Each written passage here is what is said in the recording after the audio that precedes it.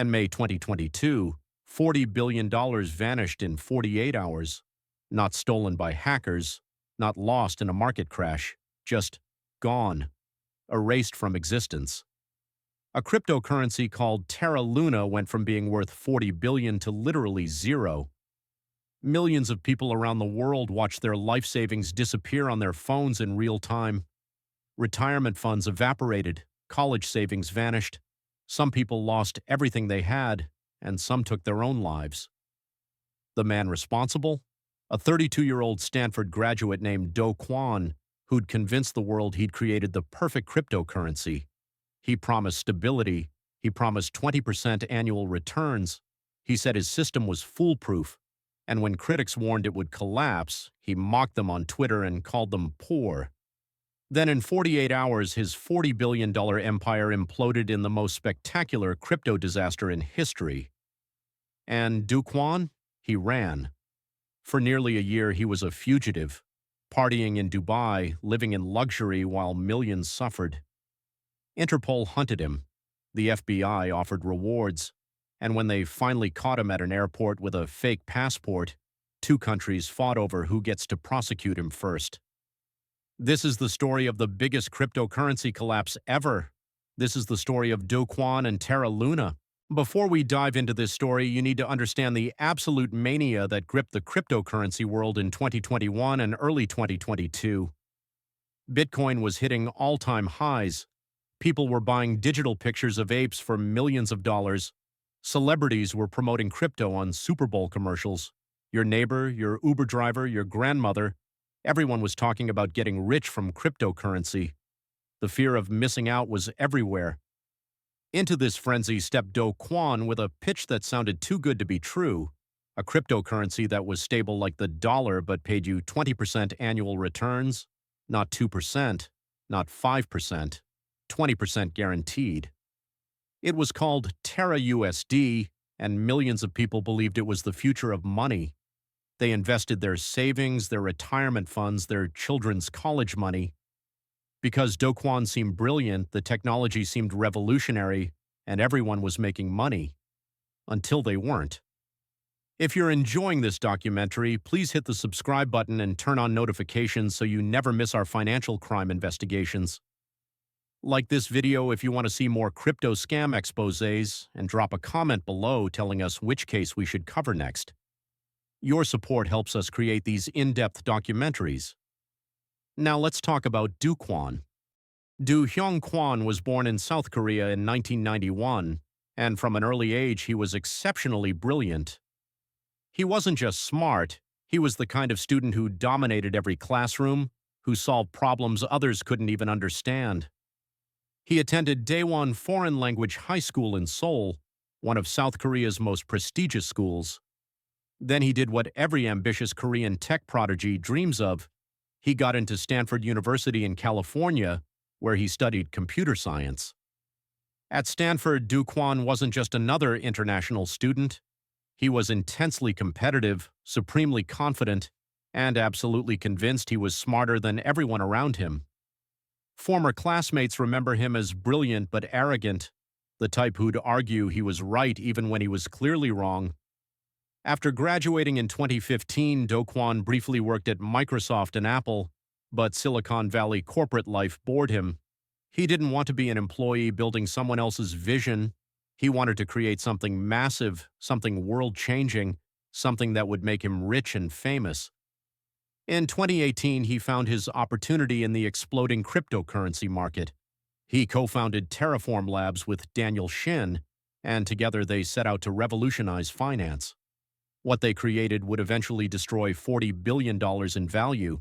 In 2018, Do Kwon and his team at Terraform Labs created something called Terra, a blockchain payment system. But their real innovation was Terra USD, an algorithmic stablecoin that would change everything. Here's what made it different. Most stablecoins like Tether or USDC are backed by real dollars sitting in bank accounts. If you have one USDC token, there's supposedly one actual dollar in a bank somewhere backing it. Simple. Do Kwon thought this was inefficient and old-fashioned.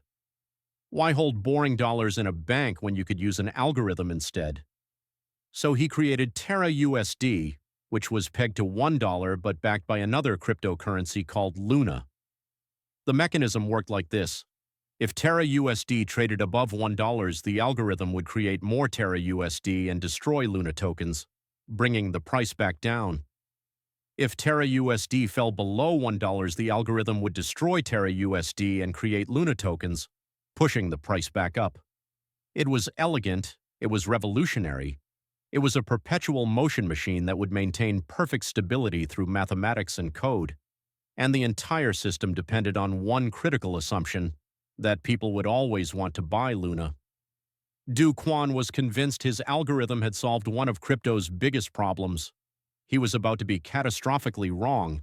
The algorithmic stablecoin was clever, but Kwon knew it wasn't enough to attract mainstream investors. He needed something that would make ordinary people, not just crypto enthusiasts, pour their money into Terra. So in 2020, Terraform Labs launched Anchor Protocol, and this is where things got insane. Anchor allowed you to deposit your Terra USD and earn 20% annual interest. 20%. Every single year. Think about what that means. If you put $100,000 into Anchor, you'd earn $20,000 per year just for letting it sit there. Compare that to a traditional bank savings account earning maybe 0.5%, or even a good investment portfolio averaging 7 to 8% annually. It seemed like the easiest money in the world, and millions of people believed it was real. Kwon promoted Anchor relentlessly. He appeared on podcasts explaining how Terraform Labs had cracked the code on sustainable high yields. He spoke at conferences, gave interviews, and built a massive following on Twitter. When skeptics asked where the 20% was coming from, Kwon's answers were always vague, something about protocol revenue and DeFi yields. He used so much technical jargon that people's eyes glazed over, and when critics pushed harder, he'd get defensive and combative. The 20% was bait, and millions took it. By late 2021 and early 2022, the Terra Luna ecosystem had grown into something enormous. This wasn't just another cryptocurrency, it was an entire financial system with dozens of applications built on top of it. Terra USD had a market capitalization of over $18 billion, so Luna was worth even more.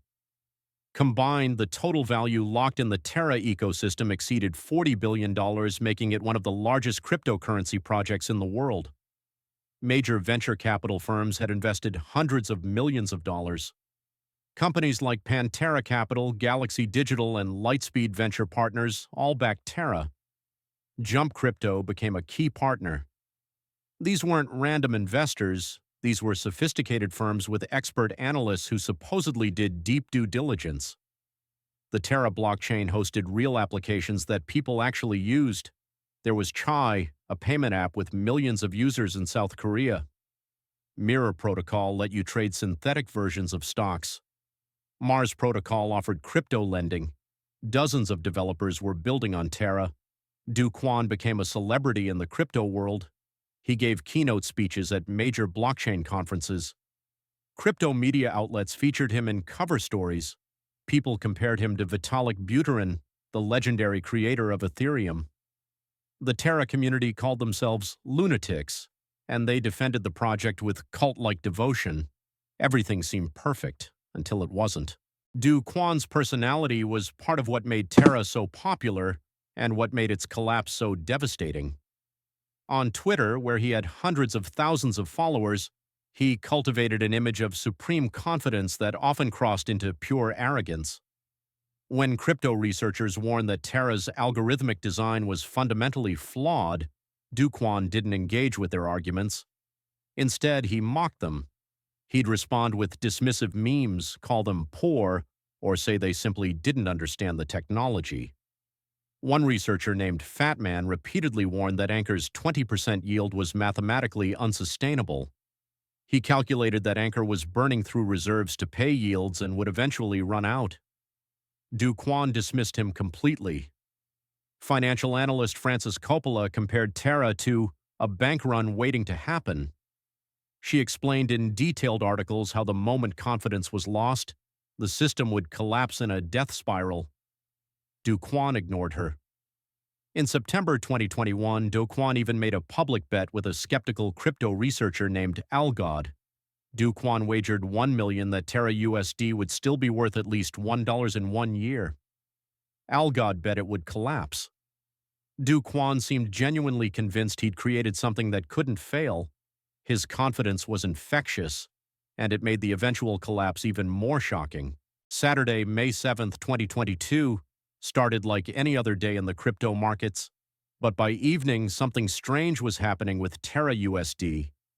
Terra USD, which was supposed to always equal exactly $1, started trading at 0.985, just 1.5 cents below its peg. In normal times, the algorithm would automatically correct this within minutes by burning Terra USD and creating Luna. But this time was different. The peg didn't restore.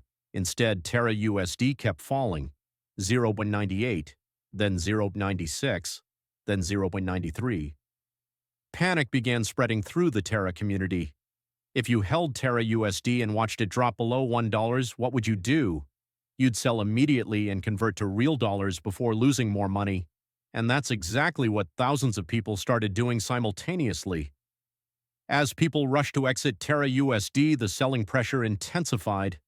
The algorithm tried to save the peg by creating massive amounts of new Luna tokens and destroying Terra USD.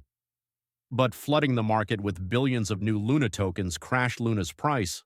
And here's where the death spiral began. As Luna's price crashed, people lost confidence that it could effectively back Terra USD, which made more people sell Terra USD, which required creating more Luna, which crashed Luna's price even further. By Sunday evening, it was clear something catastrophic was happening, and it was only going to get worse. What happened over the next 48 hours was one of the fastest destructions of wealth in financial history. On Monday, May 9th, 2022, Terra USD fell to 0.60. Panic turned into pure chaos. The Anchor protocol, where people had deposited billions expecting 20% returns, was collapsing. People couldn't withdraw their funds fast enough. The algorithm was creating trillions, yes, trillions, of new Luna tokens in a desperate attempt to save Terra USD's peg. But this only accelerated Luna's price crash. On May 5th, one Luna token was worth $80. By May 9th, it had fallen to $1. The next day, $0.10, then 0.1 On crypto Twitter, the panic was indescribable. People posted screenshots of their portfolios showing six-figure losses in hours. Some had invested their entire life savings, believing Terra USD was as safe as holding dollars in a bank. By May 12th, Luna's price was $0.01, not a typo, less than 1,000th of a penny. A cryptocurrency that had been worth tens of billions was now functionally worthless. Terra USD had completely lost its peg and was trading at 0.10. The entire Terra ecosystem, every app, every protocol, every promise, had collapsed in 48 hours. $40 billion in value had simply evaporated, and millions of people had lost everything.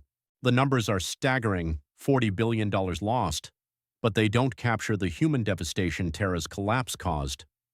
On Reddit, crypto forums, and social media, heartbreaking stories emerged immediately. A 50-year-old man in South Korea who'd invested his entire retirement savings watched it disappear in hours. He'd planned to retire that year. Now he couldn't. A young couple in Singapore had been saving for years to buy their first home. They'd put their entire down payment, $75,000, into Anchor protocol for the 20% yield, thinking they'd grow it faster. In 48 hours, it was gone. A college student invested money his grandmother had given him for tuition, believing the stable in Stablecoin meant it was safe. He lost everything and had to drop out of school. Some people lost hundreds of thousands, others lost millions. One investor posted a screenshot showing a $2.4 million portfolio reduced to $1,000 in a single day. But the worst stories came in the weeks after the collapse.